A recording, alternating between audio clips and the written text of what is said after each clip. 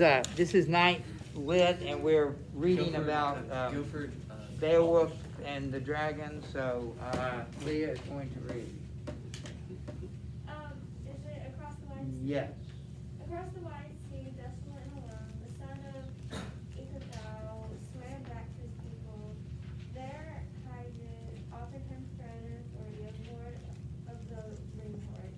The Hagen dead, she had no belief in her son's ability to defend their homeland against foreign invaders. Yet there was no way the weakened nation could get Beowulf to give in and agree to be elevated over Herodred. Herodred as Lord, or to undertake the office of queenship.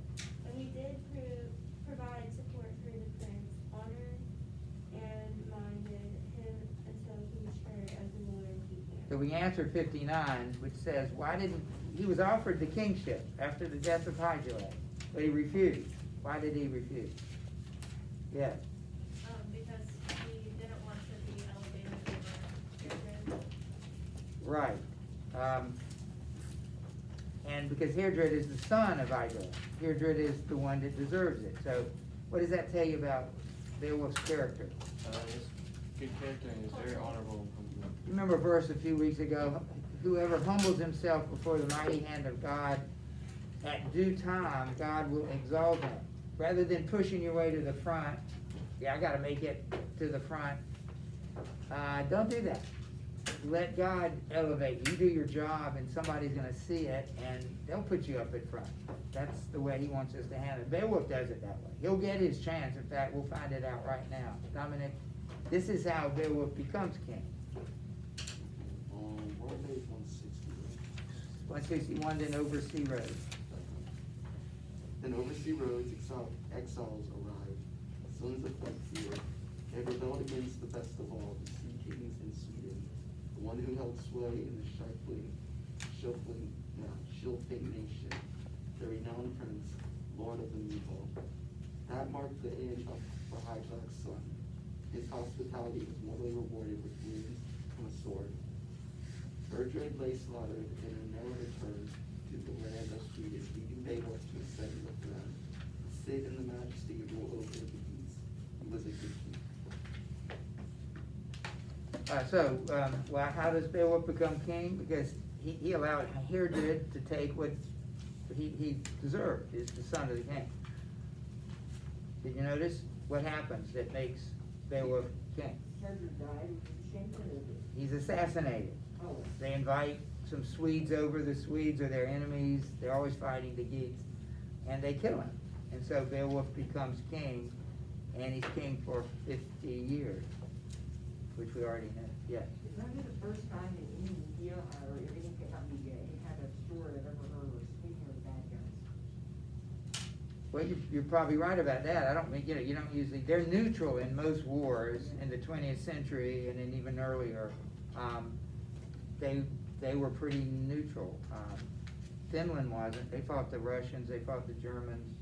Norway got invaded by the Germans, the Nazis, but I don't think Sweden pretty much opts out like Switzerland. Why didn't the Germans attack Sweden? Oh, it's probably, I think it was for the ore, the natural resources, they wanted access to the Baltic Sea. Switzerland, I mean, beautiful as it is, it's not a strategic, they've always been neutral, because nobody wants it. I mean, it's strategic, it's up in the Alps, it just didn't serve any strategic purpose. That's a good question about the Swedes. Europe has a deep, long history. So we're just talking about the 20th century. They're usually the good guys are neutral. Why don't we go to right here, Eliza. In days to come, he contrived to avenge the fall of his prince. He befriended Eadgils when Eadgils was friendless, aiding his cause with weapons and warriors over the wide sea, sending him men. The feud was settled on a comfortless campaign when he killed Onela. Okay, we're not doing what I said we were going to do, but I said we're going to go that way. But we've gone that way. That's good. We'll go back to Andy. And days come, remind her. And so the son, Oh, no, it's fine. we've read that about twice. And so the son of Achiel has arrived very extreme, every extreme, excelling himself in daring and in danger, until the day arrived when he had come face to face with the dragon. The Lord of the East killed 11 comrades and went in a rage to Reconnoiter. By then, he had discovered the cause of affliction being visited on the people. The precious cup had come to him from the hand of the fighter, the one who had started all this strife, and now added as a 13th to their number. They pressed in and compelled his poor creature to their God. His poor creature to be their God.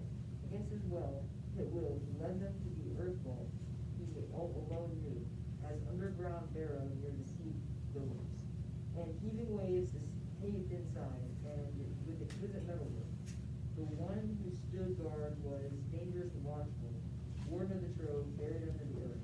No easy bargain would be made in that place by him. No easy bargain, what is that? Very good.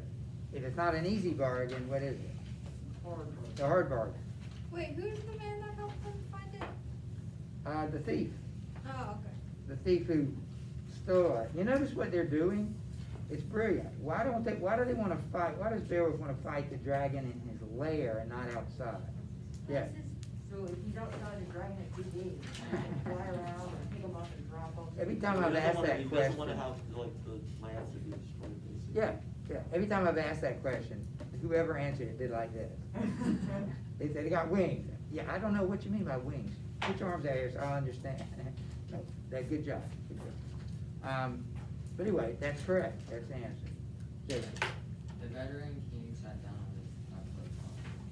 He wished those lofty deeds who had shared his heart and his soul. He was sad at heart, unsettled yet ready, sensing his death. His fate hovered near, and no woe but certain. It would soon claim his coffered soul, far life from land. Before long, the prince's spirit would spin free from his body. Is there any doubt what's going to happen to Beowulf? You keep telling us that, so it's all foreshadowing. This is his last speech. So he's going to give a last speech to these guys he's brought along. Griffin, are you reading now? Yeah. Beowulf, son of Ecgtheow, spoke. Many skirmishes I survived when I was young, and many times of war. I remember them well. At 7, I was fostered out by my father, left in charge of my people's war. King Rethel. Forget the H. Rethel. Ethel kept me and took care of me, was open-handed, behaved like a kinsman. While I was his ward, he treated me no worse, as a wean about the place that one of his own boys. Here field and hath seen for my own Aishalak. For the eldest here field an unexpected event was made out through a brother's doing, when hath the scene that his horn tipped bow and loosed the arrow that destroyed his life. He shot wide and buried a shaft in the flesh and blood of his own brother. That offense was beyond redress, a wrong footing of the heart's affections. For who could avenge the prince's life or pay his debt price? It was like misery felt by an old man who has lived to see his son's body swing on the gallows. He begins to keen and weep for his boy, watching the raven flow where he hangs. He can be of no help. The wisdom of age is worthless to him. All right. Amelia, would you finish this section? Morning after morning, he wakes up to remember that his child is gone. He has no interest in living on until another heir is born in the hall. Now that his firstborn has entered death's dominion forever, he gazes sorrowfully at his son's dwelling, a banquet hall of births of all delight. The wind-swept hearthstone and the horsemen are sleeping, the warriors underground. What was in no more? No tunes from the harp, no cheer raised in the yard. Alone with his longing, he lies down on his bed and sings a lament. Everything seems too large. The studying and the fields. Wait, can we answer number 60? What emotions is Beowulf dealing as he delivers Sure. his speech to his men? We haven't read all of it, but did you pick up on any emotion? Sad. He's talking about death. You know, we know he's gonna die, he knows he's gonna die, and he's telling about other people who have died, so we can say that. And if Ben would read the next one, then we can answer another question. Okay. Such was the feeling of loss endured by the Lord of the Geats after Herobeald's death.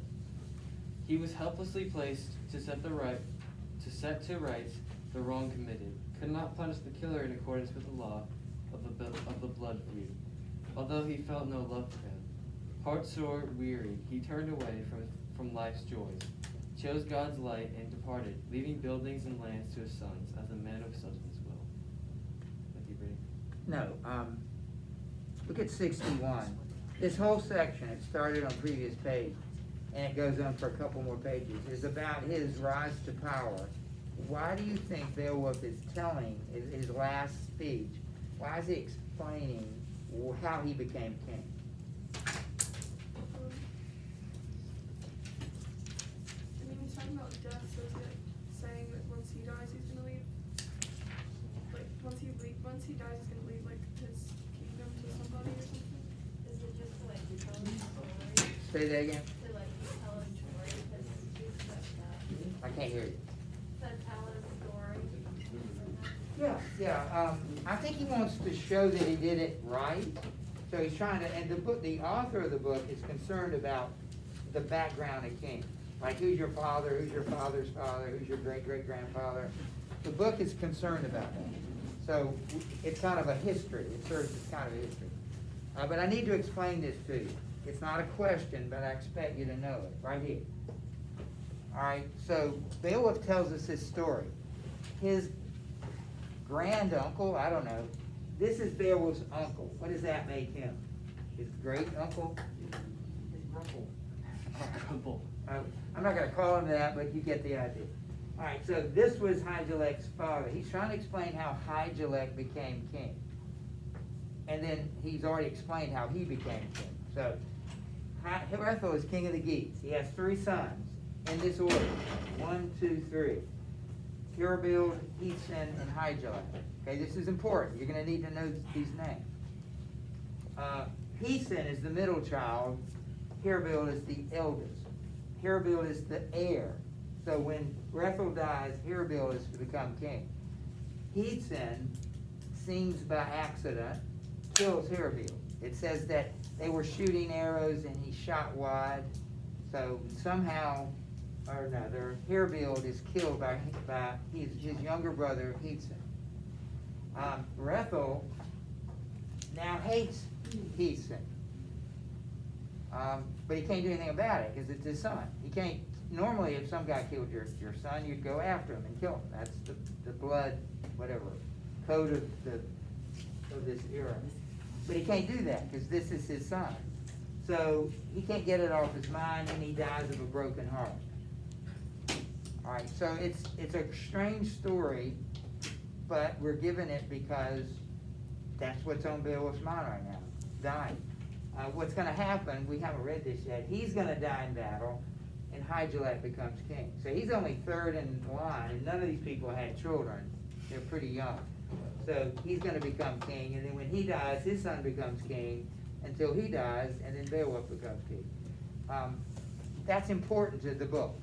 Not to us, but it's important that this is a legitimate, he's a legitimate king, yes. So, can you just rephrase why did he tell the story just because? He's trying to explain history to this people. This is part of the history of these people. So we're gonna keep reading, guys. Yeah. Thank you, see you tomorrow. Catch up, yeah. Bring up, wait a minute, hang on. He's like Good luck, guys. Good luck. I'm gonna give you the review sheet. We've got a clause here, if you grab it. Could you hand this? Here, you need this. I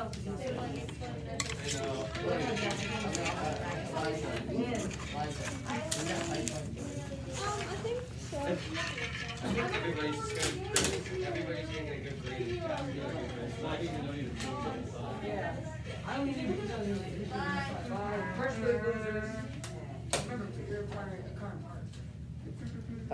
Andrew, do you mind closing that door? All right, I just want to make sure I don't forget it. You need to bring the review sheet to you. Tomorrow in class, you're gonna get a chance to work with your classmates, and you're gonna be listing the answers. So everywhere on the sheet where it says know this, or be able to tell this, tomorrow I'm gonna give you a chance with a partner to write those answers down, to make those lists. And then the other sheet on the back of that are some questions I'm gonna ask you when we have the game. All of this material is, you gotta know for the test, which is on Thursday. The partner's optional. Yeah, always. If you'd rather work alone, you can do it. Or is it like 2, 3, just 3? All right, so let's go back to this. We are, I guess we'll go to, I think, Ben, you read, didn't you? I just read, yes. So we'll go to, Spencer? yeah. Spencer started, then over the wide sea. Then over the wide sea, Swedes and Geats battled and feuded and fought without quarter. Hostiles broke out when Hrethel died. On Gentile. On Gentile's son were unrelenting, refusing to make peace, campaigning violently from coast to coast, consistently setting up terrible ambushes around Prussian Hill. My own kith and kin avenged these evil events, as everybody knows, but the price was high. One of them paid with his life. Hypsien, Lord of the Geats, met his fate there and fell in the battle. Then, as I have heard, Agilec's sword was raised in the morning against Angethio, his brother's killer. When Eofor cleft the old Swede's helmet, hacked it open. He fell out death pale. His few calloused hand could not stave off the fatal screw. One thing I want to compliment you on, you didn't let any of those names throw you. And you got them all just about right, too, even though you'd never read it before. That's the way you should read. You know, just read it like you own it. You're wrong. Most people won't notice, so good job with that. He's, again, going into the background. And one thing you should notice here, though, when a king dies, in this case Hrethel, when a king dies and then his heir, his heir had died earlier, Herabiel, your country becomes vulnerable. If that ever happened to us, and it did, at least twice in the last 150 years, we've lost the president. In both cases, it made our country a little vulnerable. Fortunately, in a republic, we have a system. With a monarchy, it may not be a system, because you have to, the son is taking over, and there may be some problems there. But in our system, the vice president becomes president. But just note that when a king dies, the country is vulnerable. That's going to happen with Beowulf. We'll go to Caroline. The churches of Hydrolite lavished on me, I paid for my thought, as fortune allowed me, for my glittering sword. He gave me land and the security land brings, but he had no call to go looking for some lesser champion. A mercenary from among the fifth class, or the spear dames, or the men of Sweden. I marched ahead of him, always there at the front of the line, and I shall fight like that for as long as I live, as long as this sword shall last. It has stood me in good stead, late and soon, ever since I killed Day Raven, the Frank, in front of the two armies. He brought back no new breastplate to the Christian king. I fell in battle, their standard bearer, their highborn is raised. No sword blade sent him to his death. My bare hand stilled his heartbeats, and wrecked the bone house. Now blade in hand, sword and sword stroke, will essay the war. I just mentioned somebody he killed, Frank. Day Raven the Frank. That's kind of interesting, because the next book we read is going to be about the Franks, which are the French. So you got the Franks and the French. I have a question. Yeah. Is Babel's like 70 here. He could be. Been king 50 years, he's probably 20 at least, so that would make 70. Could be that old. I mean, I imagine he still Really? had all that strength. I thought he was, like, young. When he was 20, he could feel like 30 men with a hand or something. Like, not like Yeah. crazy. Let's answer this question. Remember, he was king for 50 years. 50 years went by between killing of Grendel's mother and the dragon. He became king during that period, and now he's an old man. But maybe not so old for that time period. At least Where are we? Are we at Carolina? Are we? Think Caroline just right. Yeah, okay. Hey, Beowulf spoke, made a horrible boast for the last time. I risked my life often when I was young. Now I am old, but as king of the people I shall pursue this fight for the glory of women, if the evil one will only abandon his earth fort and face me in the open. one more. Okay. Then he addressed each dear companion one final time, those fighters in their helmets, resolute and high-born. I would rather not use a weapon if I knew another way, could grapple with the dragon and make good my boast as I did against Grendel in days gone by. But I shall be meeting molten venom in the fire he breathes, so I go forth in a mail shirt and shield.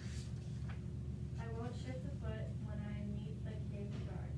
What occurs on the wall between the two of us will turn out as fate. Overseer of men decides. I resolve. I scorn further words against this skyborn foe. Who does he always acknowledge? He always acknowledges that God will determine who wins. Notice the word boast here. That's one of the questions on your review sheet. At several points in the story, he boasts, which means he talks about himself and he says he's going to do something really important. But he always qualifies that by saying, if God wills it. But that's part of their culture. Yeah, who we are, okay. Men at arms, remain here on the barrel. A barrow is a mound, okay, of earth.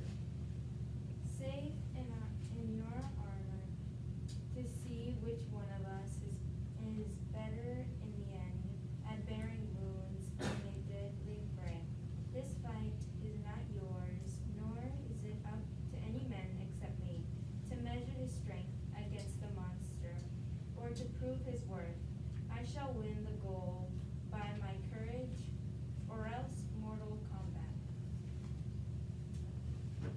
Doom of battle will bear your lord away. Then he drew himself up beside his shield, the fabled warrior in his war shirt and helmet, trusted in his own strength entirely, and when Underline that. The narrator tells us he's trusting in his own. I don't see that. He keeps talking about God. But I think he means he's not going to do it with help. He's not asking for any of these other guys to help him. No, I said it was because he's not trusting God's strength, but is it more that, or is it more that he doesn't want anyone else to help him? I think that's a good question. I don't really know the answer. Is he trying to protect his men, or is he trying to just get all the glory for himself? You decide, because I think there's evidence on both. I would say since he's already pretty much sure he's gonna die, he's probably trying to make it so his men don't have to die too. That would be a noble reason. Yes, We can answer question 62. read it. Beowulf states in lines 2,532 to 2,537 that the fight against the dragon is his alone. Why does he feel this way? Is this line of thinking foolish, noble, prideful, etc.? You can answer it however you want to, yeah. He wants to prove his worth most likely because he wants the forgiveness from God. As he was saying, he thinks that was God's fault, or not God's fault, his fault. Oh, this is kind of like penance. He wants to do something good to get on God's good side. Well, don't forget he's a pagan, even though he acknowledges God. So that makes sense. That's kind of the way, yeah. So when you said that he's a pagan, this is the question, does that mean he doesn't acknowledge Jesus or anything like that? He just knows? Pagans worship other gods, multiple gods usually, and this culture is pagan. But the odd thing about this guy, he knows about the God. He just doesn't, not once in the book, you've never seen Jesus' name. And I told you that before we started. It's just strange. But it's not strange in the fact that there would be no way they would know Jesus in 400 AD in Sweden. You know, the gospel had not moved there. Disciples hadn't traveled there, so there's no way they would have known the name Jesus. Now the writer knows, but he hadn't included the name of Jesus. Because when it takes place. He writes it in 700, but it took place at a time where this part of Europe had not You been. wrote it in 700 AD? Yeah, in the 700s, yeah, AD. And the action takes place in the 400 and 500, so 200 or 300 years earlier, right after So the wait, fall of Rome. you're basically saying like while Beowulf is going on, this is like when Rome's basically fallen and It probably had fallen because the Middle Ages starts with the fall of Rome. None of this probably is possible prior to the fall of Rome. And you read it. Amanda, is this? Let's see your cut. Okay, hang on. Let's let Amanda. Hey, this is something it's for tomorrow, but you can go ahead. No power time. All right, hang on. We don't want to miss anything. All right, we are on page. Where are we?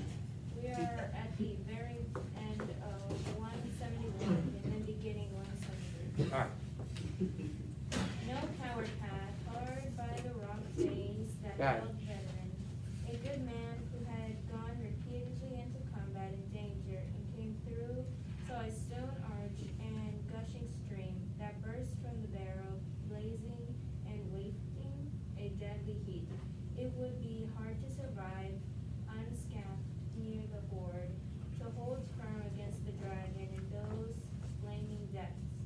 Then he gave a shout. The Lord of the Geats unburdened his breast and broke out in a storm of anger. Under gray stone, his voice challenged and resounded clearly. Hate was ignited. The Lord God recognized a human voice. The time was over for peace and parleying, pouring forth in a hot battle fume. The breath of the monster burst from the rock. There was a rumble underground. Down there in the barrel, Beowulf the warrior lifted his shield. The outlandish thing. How do you say that word? Rod. Roth? Rod means to shake as if in pain. Writhe and convulse, and viciously turned on the king, whose keen-edged sword, an heirloom inherited by ancient right, was already in his hand, rousing to a fury against antagonist, struck terror in the other. Unyielding, the lord of his people loomed by his tall shield, sure of his ground, while the serpent looped and unleashed itself. Swelling in flames, it came gliding and flexing, racing towards its fate. I like those verbs. He says, looped and unleashed. He glided and flexed and racing. Those are good verbs. Good action verbs. 2570. His shield. Yet his shield. Yet his shield defended and renowned leaders' life and limb for a shorter time than he meant it to be put to. That final day was the first time when Beowulf fought and fate denied him. Glory and battle. Okay, I'll relieve you right there, and we'll start with racing. So the king of the geese raised his hand and struck hard at the enameled scales, but scarcely cut through. The blade flashed and slashed, yet the blow was far less powerful than the hard-pressed king had need of at the moment. The mountain keeper went into a spasm and spouted deadly flames. When he felt the stroke, battle fire billowed and spewed. Beowulf was spoiled of a glorious victory. The glittering sword, infallible before that day, failed when he unsheathed it, as it never should have. For the son of Ecathiel. It was no easy thing to have to give ground like that and go unwillingly to inhabit another home in a place beyond. So every man must yield the leasehold of his days. All right, we'll pick that up on Monday. Tomorrow, bring the sheet. You're gonna work on it with a partner or alone. But you're gonna have a book and you're gonna get that done.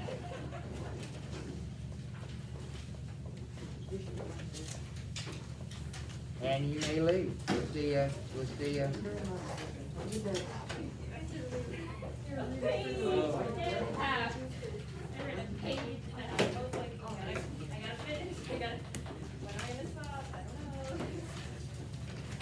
Oh my goodness, I get to leave now! Yes! No, I have tennis. Sorry. Amanda.